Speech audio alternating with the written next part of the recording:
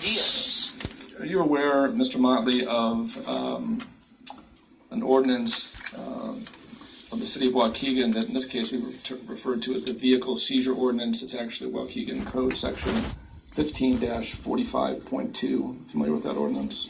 I helped write it, yes. When was that ordinance first enacted, do you know?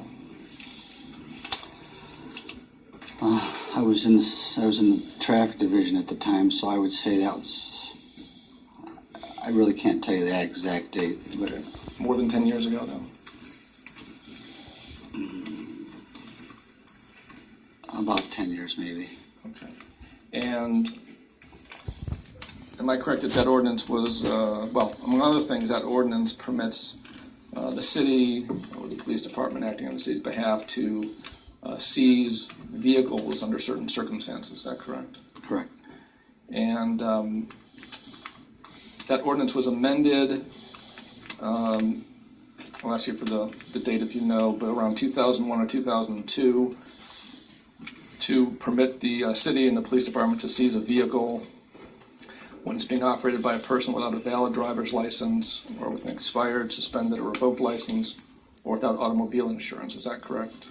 Correct. Do you know the approximate date that that amendment was enacted? No, I don't. Okay.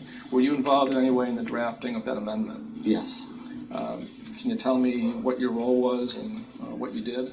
I was part of the discussions with the commander of the traffic division, Jim Soroka.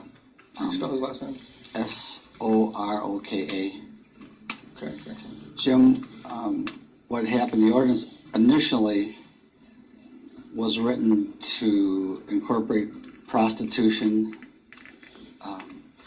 and then they subsequently expanded that to include drunk driving, no driver's license, no insurance, things of that nature.